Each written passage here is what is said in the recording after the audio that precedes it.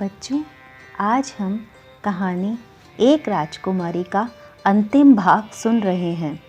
पिछले भाग यानी 5वें भाग में हमने यहाँ तक सुना था कि मालिन झरना राजकुमारी देविका को अपनी दासी बना लेती हैं और उनसे अपनी सभी प्रकार की सेवा करवाती हैं। उधर राजकुमार जब यह निश्चय नहीं कर पा रहे थे कि असली राजकुमारी कौन है, तो वे दोनों की परीक्षा लेने का निश्चय करते हैं। एक बार राजकुमार दोनों को साथ खाना खाने के लिए कहते हैं और दोनों को अलग अलग थालियों में भोजन परोसा जाता है।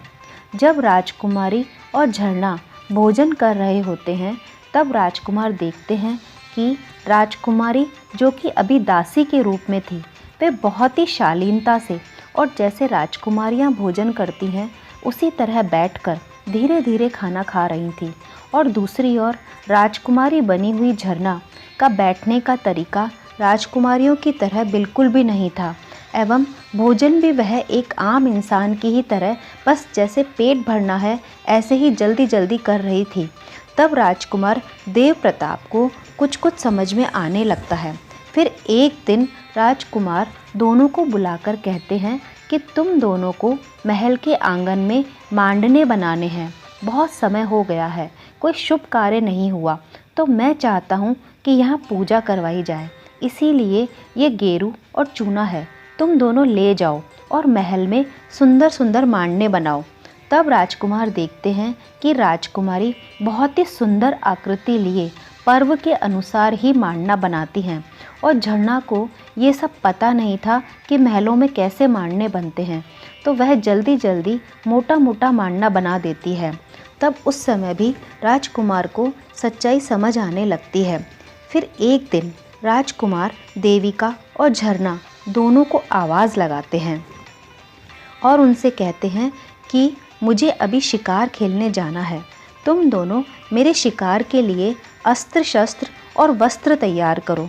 तब दोनों कहती हैं ठीक है, और वहाँ से चली जाती हैं। फिर कुछ ही देर बाद झरना राजकुमार के लिए सुंदर सा राजसी पोशाक लेकर आती है और राजकुमार को अच्छे से तैयार कर देती है। वह सोचती है कि राजकुमार बहुत प्रसन्न होंगे और मुझसे ही विवाह करेंगे। उसी समय राजकुमार कहते हैं कि मेरा शिकार खेलने वाला अस्त्र शस्त्र कहाँ है। तब झरना राजकुमार को अपने साथ लाया हुआ घास काटने वाला हंसिया दे देती है और कहती है ये रहा राजकुमार जी आपका हथियार।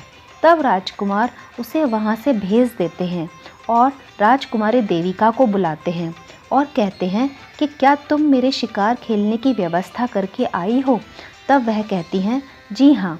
फिर राजकुमारी देविका अपने साथ शिकार पर जाने वाले वस्त्र लाकर राजकुमार को बिल्कुल एक शिकारी की तरह तैयार कर देती हैं और हाथ में धनुष बाण पकड़ा देती हैं।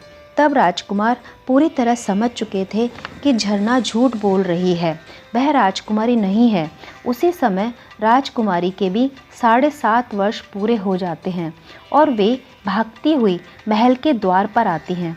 उन्हें लगता है कि उनके माता पिता उनकी प्रतीक्षा में वहाँ खड़े होंगे। वहाँ आकर वे उस दीवार को मात्र अपने हाथों से स्पर्श ही करती हैं, तभी वह दीवार गिर जाती है। उसी समय वह खंडहर राज्य भी वापस हरा भरा बन जाता है। महल भी दास दासियों से वह नगर प्रजाजन से भर जाता है। यह सब सही होता देख राजकुमार महल के द्वार पर दौड़ते हुए आते हैं और वहाँ देखते हैं कि राजकुमारी देविका अपने माता पिता से मिलकर बहुत प्रसन्न हो रही हैं। तभी राजकुमार जाकर महाराज प्रद्युम्न सिंह जो कि राजकुमारी के पिता हैं उनसे मिलते हैं और राजकुमारी से शादी का प्रस्ताव रखते हैं।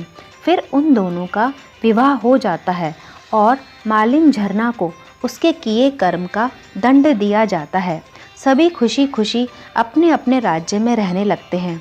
बच्चों, देखा कैसे धैर्य से राजकुमारी देविका ने अपने कष्ट के समय को पार किया। बच्चों, अब यह कहानी यहीं पर समाप्त होती है।